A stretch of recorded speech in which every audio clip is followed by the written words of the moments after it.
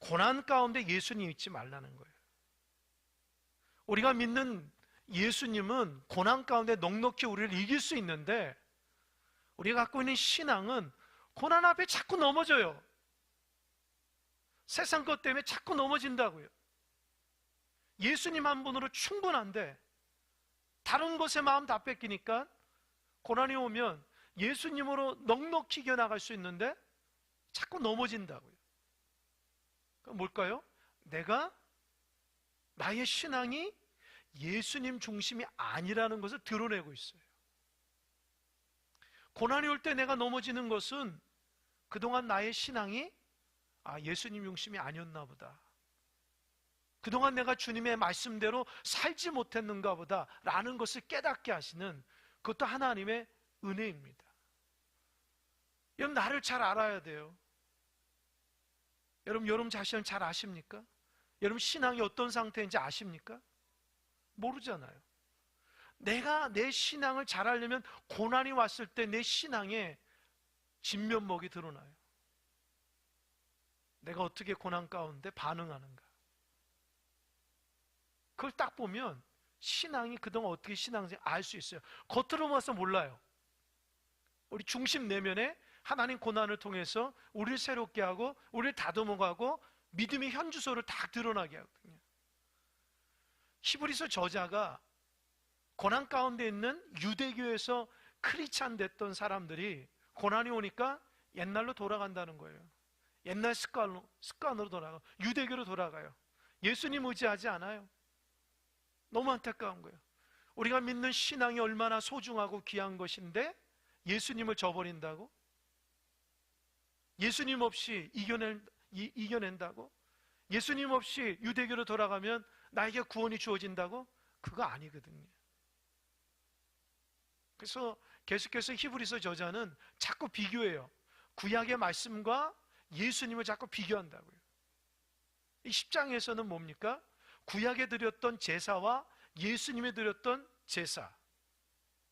구약에서는 짐승의 표를 가지고 피를 가지고 나아가잖아요. 그게 정결케 되잖아요. 근데 그것이 매년마다 반복하게 되고 제사 드릴 때마다 죄를 기억하게 하는 거예요. 완전하지가 않아요. 대제사장이 1년에 한 번 7월 10일 대속죄일에 하나님이 거하시는 지성소에 단 한 번밖에 못 들어가요.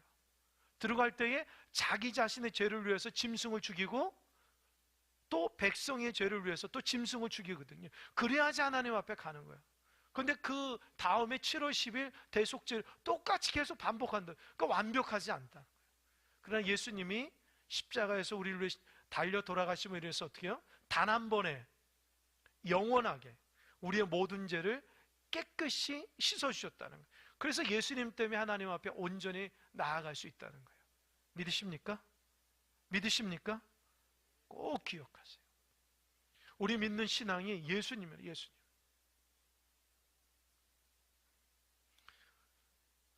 지난 시간에는 율법은 그림자고 예수님이 진짜다, 그렇게 얘기했죠. 그래서 예수님을 통해서 드려지는 예배는 예수님이 십자가의 피 흘리심으로 인해서 우리가 하나님 앞에 영원토록 온전하게 속죄함을 받았다는 거예요. 그 말씀이 지난 시간 기억하십니까? 제가 감동받았다고 했던 그 부분이 어디 부분인지 기억하십니까?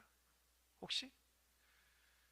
히브리서 저자는 구약의 말씀을 통해서 구약 성도였던 성도들을 깨닫게 한다고 그랬잖아요. 그래서 예레미야 말씀을 통해서 예레미야가 새 언약을 말할 때 그 새 언약이 누구라고 그랬어요? 예수 그리스도. 그래서 감동받았다고 그랬잖아요. 기억나세요? 오늘따라 여기 대답이 없습니다. 몰라서 그러신 거예요. 감동받죠. 유대교에 있는 성도들이 그들에게 예수님을 강조하기 위해서 그냥 예수만 드러내는 것이 아니라 그들이 익숙한 구약의 말씀을 통해서 예수님을 증거하고 있다는 거예요. 시편의 말씀을 통해서 예수님이 이 땅에 하나님의 뜻을 이루기 위해서 오셨다는 것을 첫 번째 인용하고, 두 번째로는 예레미야를 통해서 모두 다 죽지만 하나님이 새 언약, 구약에서는 돌비에다가 그 하나님의 말씀을 기록했지만 이제는 새 하나님의 언약은 성도들 마음속에 새긴다고 그랬어요. 그렇죠? 근데 그게 누구예요? 예수 그리스도라는 거예요. 그래서 예수 그리스도가 십자가에 달려 돌아가심으로 우리에게 새 언약이 주어졌고, 우리에게 하나님 앞에 갈 수 있는 길이 열려졌다. 그래서 제가 너무 감동받았다 얘기를 했잖아요. 그 흐름을 따라서 이젠 예수 그리스도의 보혈의 피로서 우리가 어떻게 해야 되냐, 이젠 거의 결론 부분이 왔어요. 19절 한번 읽어볼까요? 19절 다 같이 시작. 그러므로 형제들아, 우리가 예수의 피를 힘입어 성소에 들어갈 담력을 얻었나니. 여러분, 성소에 들어가는데 담력이 왜 필요해요? 혹시 아시는 분 있어요? 성소에 들어가는데 왜 담력이 왜 필요하지? 예? 여러분, 오늘 교회 오실 때 담력 필요해요? 여러분, 교회 오는데 담력이 여기서 왜 담력이 필요할까요? 잘 들어보세요. 하나님이 거하시는 지성소에 들어가면은요, 죄인이 지성소에 죽는다는 거예요. 이해되세요? 대제사장도 1년에 한 번 짐승을 죽여야지만 그 피로 들어갈 수 있다는 거예요. 지금 뭐라고 그랬어요? 그러므로 형제들아, 우리가 누구의 피로요? 예수의 피를 힘입어 성소에 들어갈 담력을 얻었다는 거예요. 더 이상 하나님 앞에 나아가는 지성소에 갈 때에 죄 때문에 죽지 않는다는 거예요. 뭐 때문에? 예수 그리스도의 피 때문에. 할렐루야. 이거예요, 이거. 여러분, 오늘도 주의 성전에 올 때 예수 그리스도의 보혈의 피로 왔기 때문에 하나님의 은혜가 임하는 거예요. 이 19절에 얼마나 은혜로운 얘기예요. 제사장이 죄를 지면 그도 죽는다는 거죠. 근데 우리는 누구든지 지성소에 갈 수 있어요. 누구 때문에요? 예수 그리스도의 피 때문이에요. 자, 여러분, 제가 좋아하는 말씀이 여러 군데 있는데, 특별히 제가 좋아하는 말씀이 어디냐? 사도행전 3장에 나면서부터 걷지 못하는 사람에 대한 이야기를 제가 엄청나게 많이, 그 말씀에 감동을 많이 받았거든요. 여러분 아시잖아요. 나면서부터 걷지 못한 사람이에요. 그 사람이 40평생 살면서 한 번도 걷지 못한 사람이라고요. 아주 고통 가운데 살죠. 그 당시, 예수님 당시에 그 사람은 태어날 때 장애를 가지면은 죄인의 집안으로 간주해요. 저주받은 집안으로 생각한다. 그러니까 태어났는데 부모가 굉장히 하나님께 감사하죠. 아들이 태어났어요. 근데 조금 있다 보니까 그 아이가 다른 아이가 다른 거예요. 걷질 못해요. 기어다니는 거예요. 그 부모 마음이 얼마나 안타깝겠어요. 내 죄 때문에 우리 아들이 그렇게 됐다 생각하고 가슴을 치면서 40평생 살아가는 거예요. 그 사람도 마찬가지예요. 자아가 깨치고 다른 사람과 비교할 때 왜 나는 걷지 못하는 거냐? 저 사람은 걷는데 내가 누구 죄 때문에 걷지 못하는, 그 고통 가운데 살아간다고요. 결국 그가 택한 인생의 삶의 방식이 뭐예요? 구걸하는 거 아닙니까? 생명이 붙어 있으니까 구걸할 수밖에 없어서 성전 미문이라는 곳에서 구걸하는 거예요. 그의 인생의 목표는 뭐예요? 구걸 많이 해서 하루 보러 하루 사는 거예요. 그러니까 어떻게 지나간 사람마다 선생님, 저처럼 불쌍하고 연약한 자에게 자비를 베풀어서 하나님의 기도응답 받으소서, 하나님 앞에 제사 가운데 축복받으소서, 그렇게 하나님 앞에 성전 가운데 나가는 사람들이 마음에 그 동정심을 유발해서 돈을 버는 사람이에요. 그에게 있어서는 저주받은 육신을 유일하게 해결하는 돈밖에 없는 거예요. 사람들 마음속에 어떻게 동정심을 유발해서 그렇게 살아가는 거죠. 근데 그때 누가 올라가죠? 두 사람? 누구예요? 기억나세요? 베드로와 요한.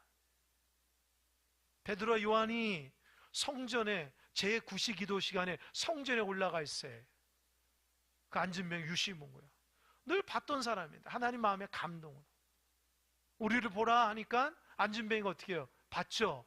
그러면서 베드로와 요한이 자기에게 돈 크게 줄 줄 알고 마음속에 기대감을 있었어요. 그때 베드로가 뭐라고 그랬죠? 유명한 말. 뭐라고 그랬죠? 찬양도 있잖아요. 그렇죠? 은과 금은 내게 없거니와 내게 있는 이것을 내게 주노니 곧 나사렛 예수 그리스도 이름으로 어떻게 해요? 일어나 걸으라. 안진뱅이가 화가 나죠. 나에게는 은과 금이 필요한데 예수가 누구냐는 거예요. 나에게 있어서는 은과 금이 최고지 예수가 누군데 도대체 왜 돈도 없으면서 나한테 불러? 그런데 베드로가 다가가서 그의 오른손을 잡아 일으키니 어떻게 했어요? 발과 발목에 힘을 얻었어요. 일어났어요. 베드로와 요한과 함께 찬양하며 성전에 들어갔어요. 하나님 찬양하고 경배했어요. 할렐루야. 왜 사람들은 베드로와 요한처럼 그 안진뱅이가 하나님의 사람이라 안 보였을까요? 베드로와 요한은 이 사람도 하나님의 자녀라고 알았다는 거예요. 그런데 베드로가 베드로의 이름으로 일으킨 것이 아니라 누구 이름으로 이겼죠? 예수 그리스도 이름으로.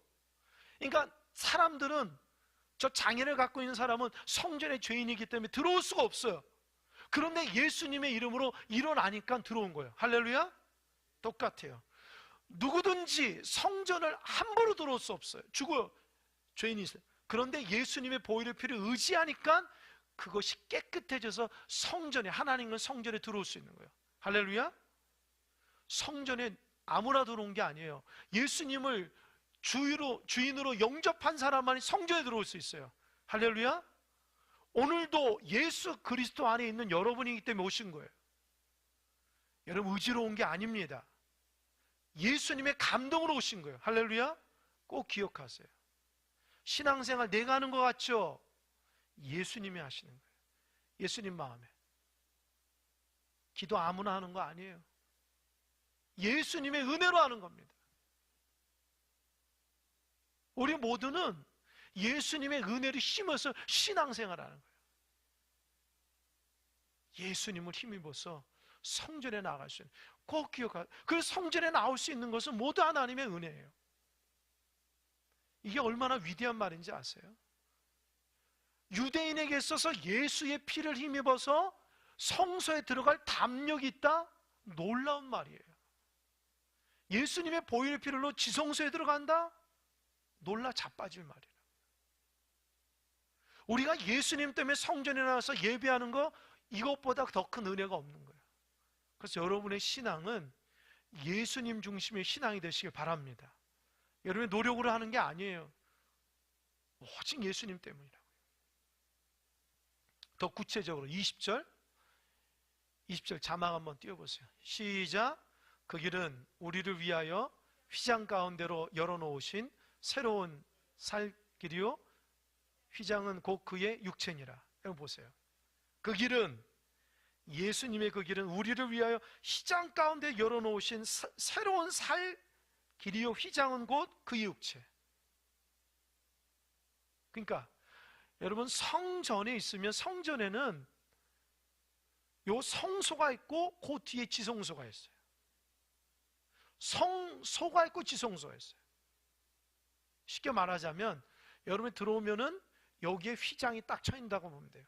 그러니까 그쪽이 성소고 지성소라고 생각하면 돼요. 그러니까 성소에서 지성소를 들어갈 때 뭐가 휘장이 있어요. 그 휘장이 걷어서 가는 거예요. 대제사장이. 그런데 지금 예수님이 휘장을 어떻게 했어요? 열어놨다 그래요. 열어놔. 가운데로 휘장 가운데 열어놔서 새로운 길이 열어요. 그러니까 휘장이 없어진 거예요.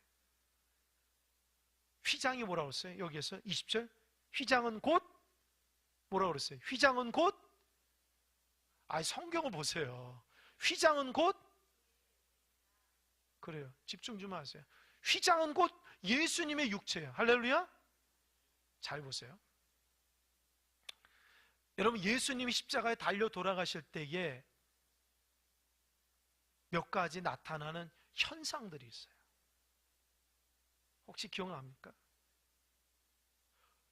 정오 12시부터 오후 3시까지 하늘이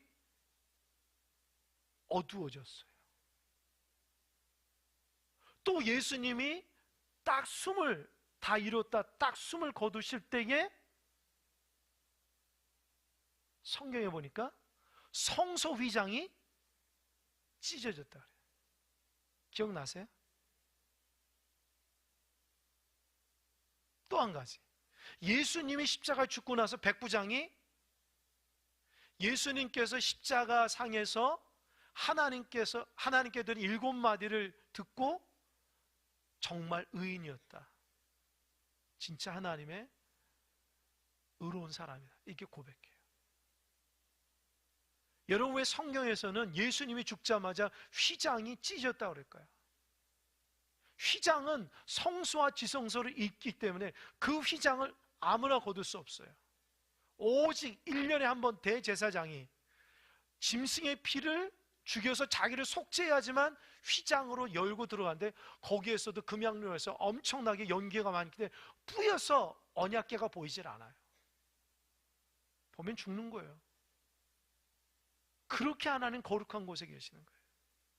그런데 예수님 십자가 죽자마자 어떻게 해요? 그 휘장이 없어졌어요. 누구든지 하나님께 나아갈 수 있어요. 누구 때문에요? 예수님 때문에. 할렐루야.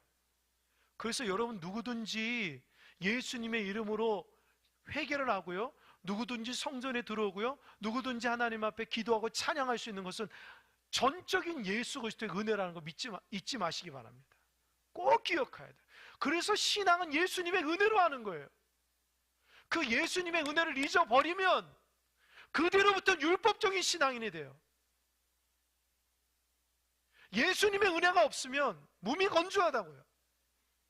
예수님이 나를 위해 십자가 달려 돌아갔던 그 은혜를 잊어버리면 신앙생활 제대로 못하는 거예요.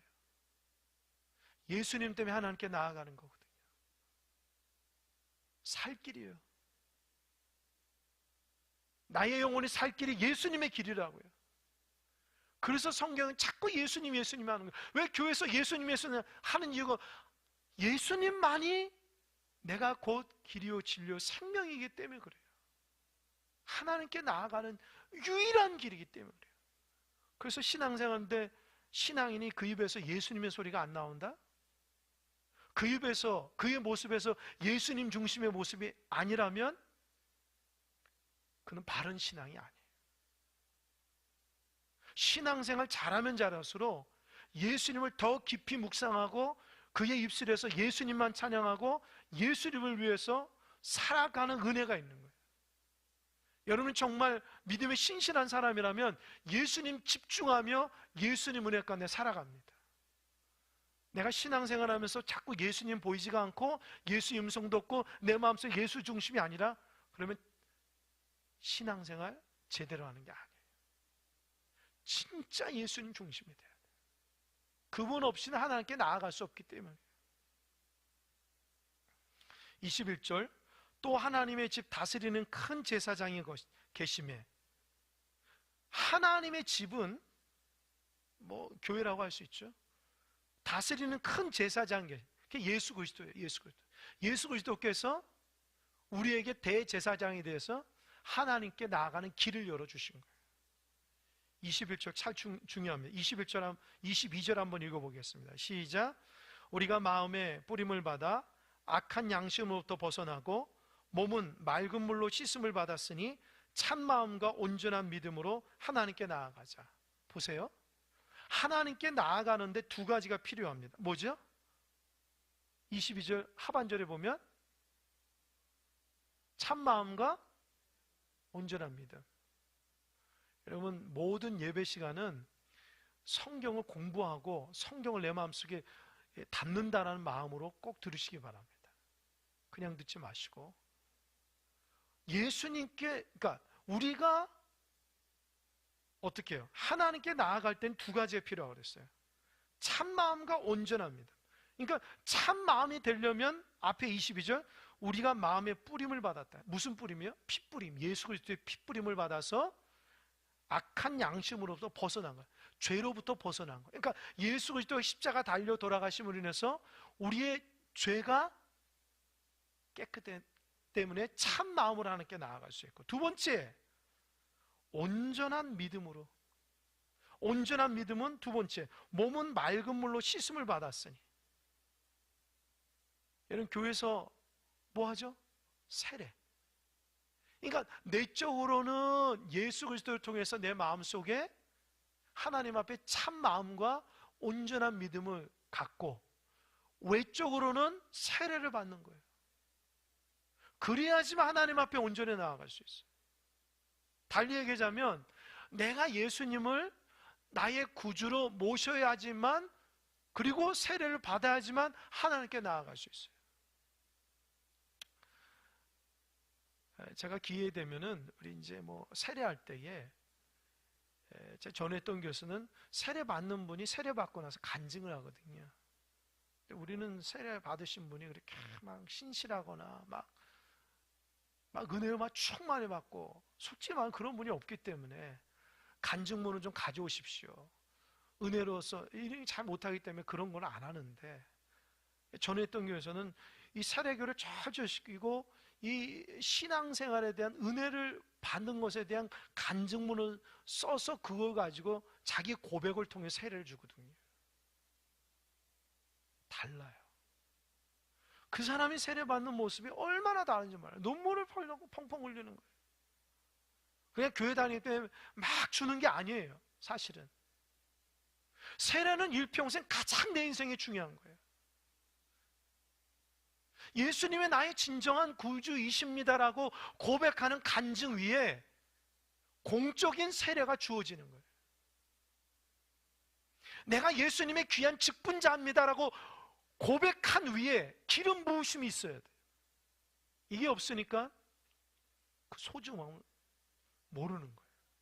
세례에 대한 소중함, 직분에 대한 소중함이 약한 거예요. 그래서 세례든지 직분이든지 아주 빡세게 받아야 돼요. 군대에서도 훈련 받듯이 그 강한 훈련 받은 것 가운데 거기를 잘 마치면은 몸과 마음이 새로워지는 거예요. 용사가 되는 거예요. 똑같아요. 신앙도 훈련을 제대로 받아야지만 제대로 된 신앙이 될 수 있어요. 너무 가볍게 받으면 그 신앙에 대한 소중함을 몰라요. 우리가 하나님께 나아갈 때에 반드시 세례를 받고 우리 마음에 예수님을 구주로 모시고 공적인 많은 사람 앞에서 세례를 받는 사람들 반드시 하나님께 나아갈 수 있어요. 근데 우리의 신앙의 태도가 어떠십니까? 여러분 진짜 예배에 대한 사모함과 주님에 대한 사모함으로 예배 생활 하십니까? 어떠세요? 내 삶에 구주가 예수님이시고 내가 세례 받음에 대한 그 앞으로 인생에 대해서 세례 교인으로서 예수님의 영광만을 위해서 살아가는 참된 믿음의 신자냐는 거예요. 이게 바르지 못하면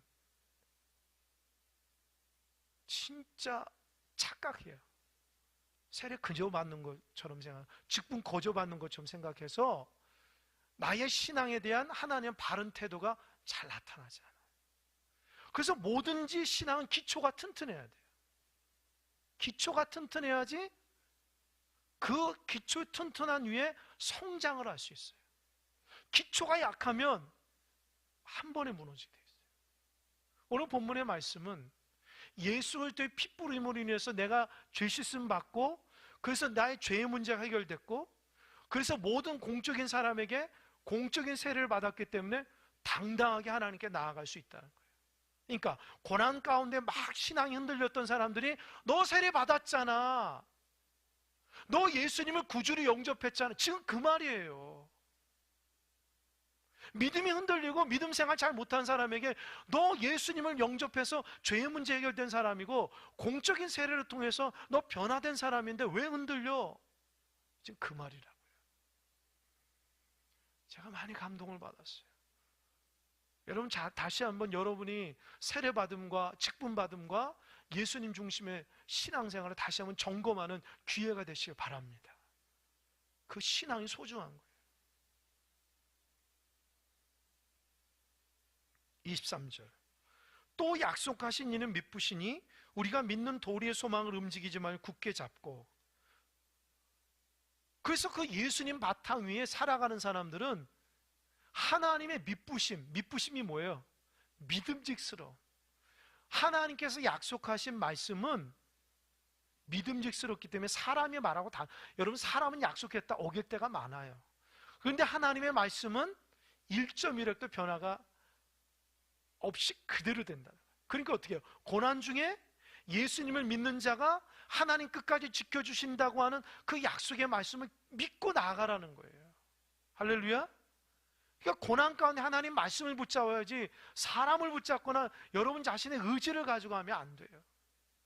하나님은 미쁘시기 때문에 그 미쁘신 하나님을 붙잡아서 소망으로 흔들리지 말라는 거예요. 반드시 하나님께서 예수를 통해서 우리를 붙들어 주신다고 하는 소망을 붙드는 거예요. 그래서 여러분, 신앙생활은요, 소망생활이에요. 신앙생활하는 사람은 소망이 있다고요. 소망 없이 신앙생활은 못합니다. 왜요? 믿음도 없고 소망이 없는데 어떻게 신앙생활해요? 기대감이 없는데. 그래서 신앙은 믿음생활, 소망생활이에요.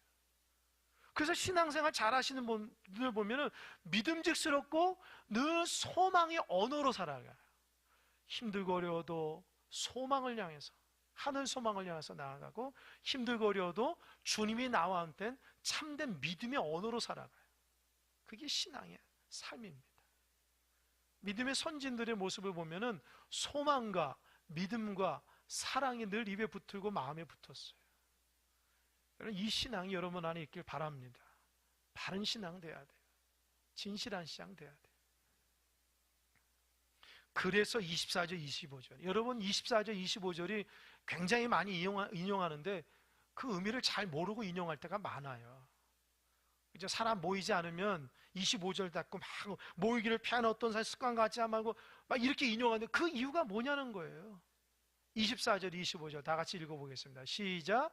서로 돌아보아 사랑과 선행을 격려하며 모이기를 피하는 어떤 사람들의 습관과 같이 하지 말고 오직 권하여 그날이 가까움을. 여러분 죄송합니다. 다시 한번 읽어봅시다.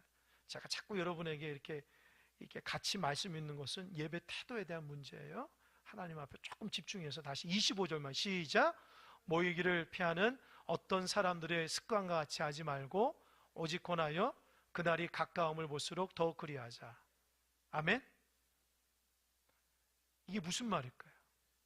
갑자기 예수님의 말씀하다가 왜 서로 돌아보아 사랑과 선행을 격려하고 모이기를 피하는 어떤 사람들 습관과 하지 말고 왜 이런 말을 했을까요? 생각을 한번 해보십시오. 왜 이런 말을 했을까? 잘 들어보시기 바랍니다. 지금 이 성경 히브리서를 읽는 독자는 유대인이었다가 예수님을 영접해 세례받아서 믿음생활 잘하다가 고난이 오니까 어떻게 해요? 옛날로 돌아가려는 거예요. 옛날로 돌아가려는 사람에게 하는 권면의 메시지예요. 그죠? 그 히브리서 저자는 지금 뭘 얘기하죠? 너희들이 믿는 예수님이 그렇게 능력 없는 분도 아니고 예수님을 통해서 죄의 문제, 구원의 문제가 확실히 해결되시는 분이야. 지금 그 얘기하고 있어요. 구약의 어떤 대제사장보다도 예수님이 드렸던 그 십자가의 보혈의 피가 우리를 완전히 새롭게, 지금 그 얘기를 하는 거예요. 그러니까 그 바탕에 생각하면, 그래서 고난 가운데 예수의 소망을 붙들고 나가 라고 하면서 서로 돌아보라는 거예요. 선행과 사랑과 선행을 격려하라. 뭐예요? 지금 믿음 생활 같이 하는 사람들 중에 예수님의 소망을 잃어버리고 예수님의 믿음을 잊어버리고 자꾸 옛날로 돌아가려 하는 사람에게 어떻게 해요? 돌봐주라는 거예요. 이해되십니까? 믿음 생활하다가 예수님 믿음을 잊어버리고 옛날로 돌아가는 사람들을 돌아보라는 거예요. 그들을 살피라는 거예요. 그들을 격려하라는 거예요. 뭘로요? 예수님이 너에게 어떤 분이신가? 할렐루야? 여러분 돌보고 있습니까? 구역 식구도 돌보고 있어요? 연약한 사람 돌보고 있습니까?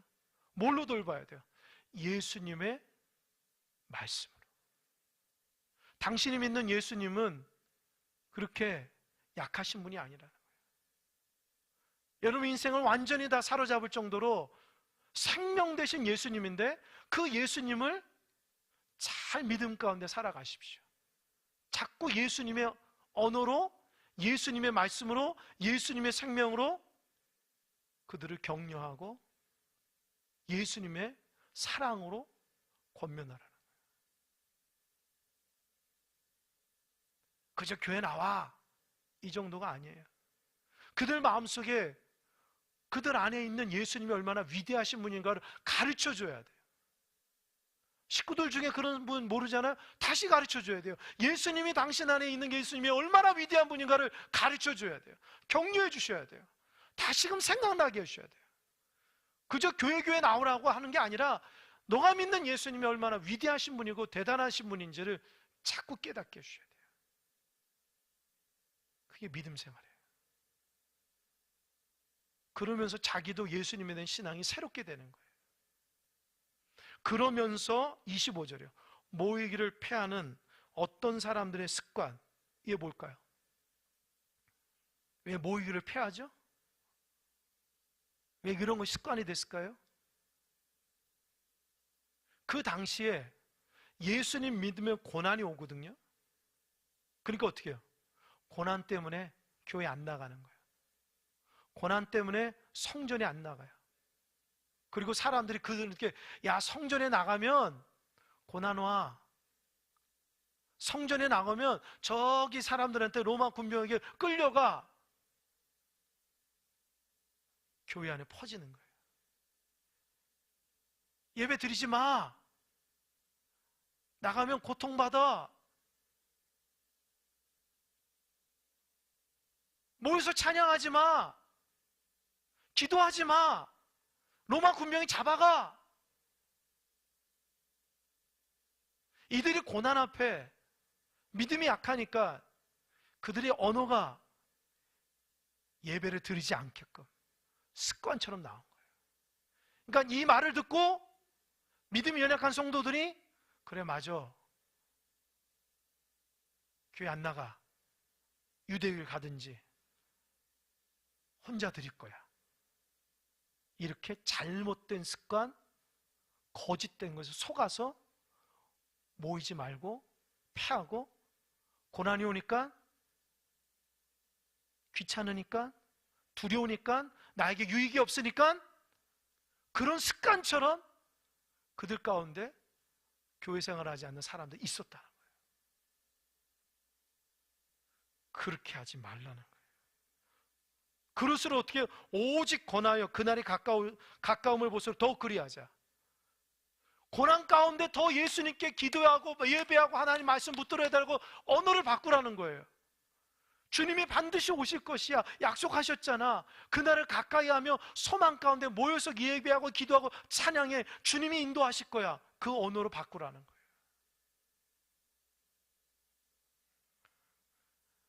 여러분 삶 가운데 예배의 문제는 생명에 대한 문제고 예수님에 대한 태도에 대한 문제예요. 어느 순간부터 내 마음속에 예배 뭐 바쁜데 예배 드렸더니 안 좋은 일이 일어나. 그때부터 예배 드리지 말아야지. 힘든데 무슨 뭐 영상으로 드리지. 바쁜데 귀찮은데 피곤한데 그것이 막 습관이 되어버려요. 그대로부터 그의 영혼은 죽어가고 있어요. 그런 습관을 갖지 말라는 거예요. 고난이 오더라도 주님이 반드시 임하실 것이라는 소망을 갖고 더욱 서로 격려하며 성전에서 예배하고 찬양하며 주님께 기도하며 그런 삶을 살라는 거예요. 할렐루야? 할렐루야? 하나님 보실 겁니다.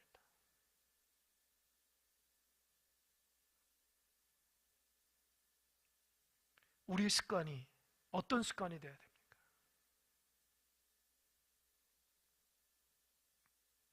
여러분 마음속에 예배에 대한 소중함과 그거는 예수님에 대한 소중함하고 똑같은 거예요. 내가 하나님을 사랑하는 것은 예배로 드러나기 때문입니다. 나의 신앙의 중심에는 하나님이 거하시고 예수님 거하시기 때문에 내가 믿는 하나님은 예배하길 원하시는 거예요. 고난 가운데서도 예배하고 그 하나님을 찬양하며 하나님 앞에 영광 돌리기 원하시는 것이 우리에게 말씀하고 있는 거예요. 내가 하나님 앞에 갈 때까지 예배자, 천국에서도 예배하는 거예요. 제가 주일날에도 말씀드리겠지만 지금 미국에서 부흥운동이 일어나요. 에즈버리라는 곳에서. 켄터키의 작은 마을인데 에즈버리 대학에서 성령이 임했더니만 강력한 역사가 일어나요.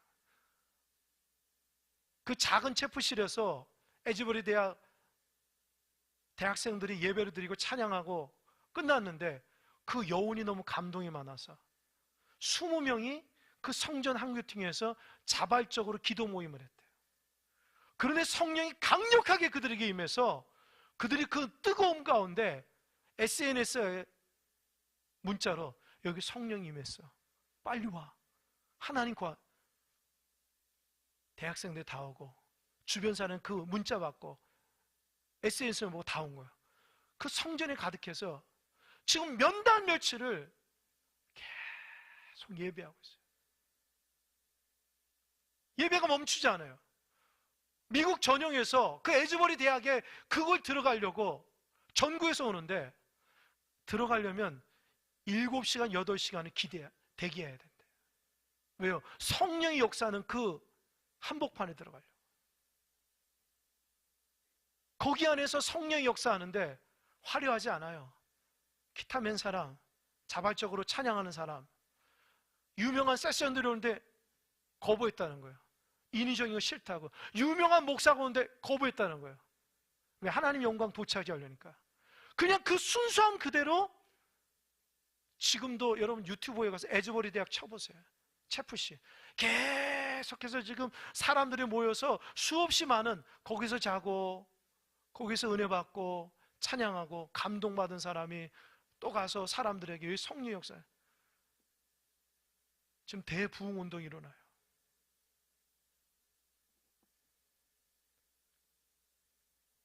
그 부흥은 하나님 앞에 예배를 사모하는 사람들 가운데 일어난 거라고요. 여러분 예배에 목숨을 거는 여러분 되시기 바랍니다. 예배 우습게 생각하지 마세요. 큰일 납니다. 예배는 예수 그리스도의 보혈의 피로써 드리는 거예요. 예배 아무나 드리는 게 아니에요. 예수님을 나의 구주로 모신 사람만 예배 드릴 수 있는 거예요. 주님의 핏부림을 받은 사람만 드릴 수 있는 거예요. 특권이라고 나에게. 예배를 통해 살아계신 하나님을 만나고요, 치유도 일어나고 회복도 일어나고 하나님 영광. 아무나 기도 못해요. 예수 그리스도를 나의 구주로 모신 사람만 기도할 수 있는 거예요. 아무나 기도할 수 있어요? 못한다고요. 예수님 나의 구주로 모신 사람만. 그 소중함을 깨닫는 여러분 되시기 바랍니다. 저는 그 영상 보고 나서 계속해서 우리 큰사랑교회가 에즈버리 대학 체프시 같은 하나님의 강력한 역사에 임하도록 기도하고 있어요. 여러분들 기도하시기 바랍니다. 사모하는 마음. 우리 큰사랑교회가 에즈버리 대학에 임하셨던 성령의 역사로 자발적인 기도 모임과 자발적인 예배 모임을 통해서 성령의 역사로 기적이 일어날 줄 믿으시기 바랍니다. 하나님이 하실 거예요. 저는 못하지만 하나님이 하실 거라고요. 누군가 여는 변화돼서 성전의 사모함으로 울면서 기도할 거라고. 성전에서 살아계신 하나님 너무 좋아서 성전을 떠나지 않는 누군가는 생길 겁니다. 그런 기적적인 역사가 곳곳마다 이 가운데 하나님의 살아 역사에서 하나님 사람을 보내주시는 믿으시기 바랍니다. 인위적인 게 아니에요. 하나님의 생명의 역사. 통해 자복하고 부끄러워가지고 하나님 회개하며 하나님 만나는 역사 있길 바랍니다. 이게 그 말씀이에요. 그날이 가까울수록 하나님이 은혜를 주시는 거죠.